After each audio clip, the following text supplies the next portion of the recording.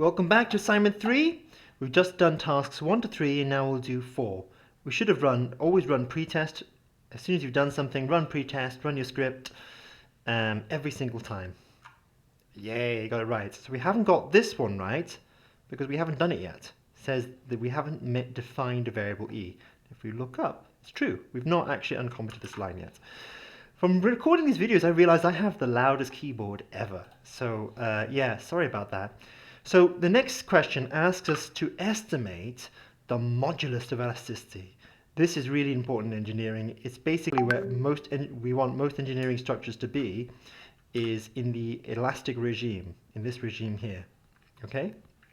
We want to estimate the slope of this, because once we have the slope, we know how much force we can put on it until it strains a certain amount. It tells us everything about how the microstructure will change. Okay, so looking at this graph, I want to figure out which bit is the best bit to use as a straight line. So if we use displacement 4 millimeters, that's too far probably. If you use displacement 1 millimeter, that's not enough. This little bit isn't quite the same. So I'm going to use displacement up to 3 millimeters. I'm going to fit a line from everything from 0 millimeter displacement up to 3. You don't have to do up to 3. There's lots of different values that would work here, so there's lots of creative solutions. So I'm going to take this data and I'm going to fit a line to it. That's what polyfit does. So let's have a look. How I'm going to do this from what we learned of polyfit. So the first thing is I'm going to get the coefficients of polyfit. This tells us the coefficients of the slope of the coefficients that multiply the polynomial. So I'll just quickly revise that. What's the deal here? It's that the stress, I'm going to write this in comments because it's in code, is going to be equal to roughly E times the strain. Okay? That's what we saw from the theory above. So if we were to think of this, if we think of the stress as y, stress is y, okay, just bear with me, stress is equals y, and the strain, maybe the strain is x. It's the x thing on the graph, isn't it? Okay. So what we're looking for here is we want a relationship that says y equals x. I can't remember if polyfit does it like this, doesn't it? P1 times x plus P0 by itself. And in fact, polyfit would be like this, wouldn't it? It's 2 and 1.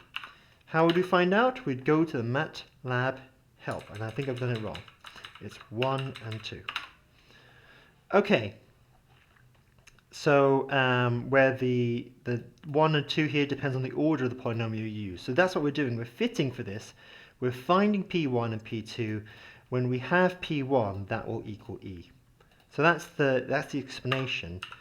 So what we're going to do is we're going to fit this polynomial. So the x is the strain, so the x goes first.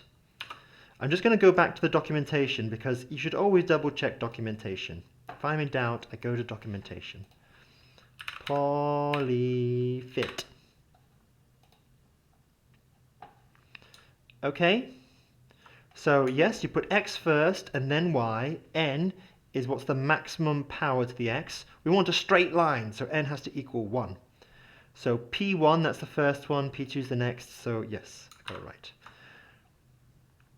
All right, so let's do this. Okay, so we're going to use polyfit, we're going to use the strain. But we only want to select the values of the strain for the displacement less than 3 millimeters, right? So to do that, we just select the values. This displacement vector is the same length as the strain value. This is the strain vector. So we select the values for the displacement less than 3 millimeters. And there's lots of ways to do this, okay? If you do it a different way, that's fine. There's nothing wrong with doing it a different way. I love creative approaches. And then the final value is what is the largest power you want for x. So x to the power of 1 is what we want, so we put the 1 here. And then we've learned that p of 1, that's going to be equal to e. Because that's the number that multiplies here. And we should also check that p of 2 should be very close to 0.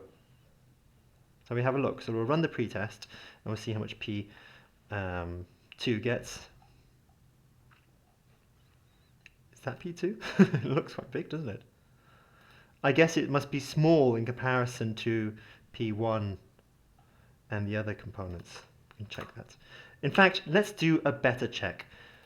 You see, it was quite difficult to see if this I thought P2 should be small, but it's difficult to know if it's small just by looking at the value. You need to compare it with the other values. So what we're going to do is we're going to plot the strain we got against the stress. That's from the data, okay? But I'm going to compare that to what polyfit says. So if we compare the plots now of the strain, let's now use displacement up to 4 millimeters. We don't need to use the same thing that polyfit used.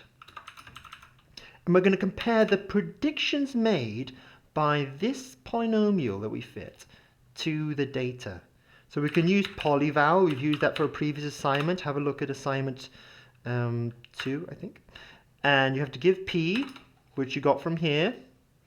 And you have to give what values of X you want to predict. Remember, the strain is X here. And we've got to use the same values here for the graph to make sense. Okay, that's needing another bracket. All right, let's get some labels. Love me some good labels so I can know what the graph says. The X is the strain. The Y is the stress. I'm using Control and Shift to highlight things quickly. And it's a good habit to write hold off afterwards so it doesn't just add things to this plot and just keep adding and adding and adding until you can see nothing more. Okay, ooh, got the modulus right. That was good. Oh, what an amazing fit. Look at that. Look at that fit. So notice that I went up to, was it 3 millimeters? So that was somewhere around here. I can't see exactly. And you can see that it stops being elastic around here. So my fit is really accurate.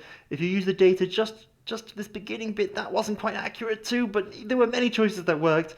Okay, we've aced this part of the assignment. Next video will be for the next tasks.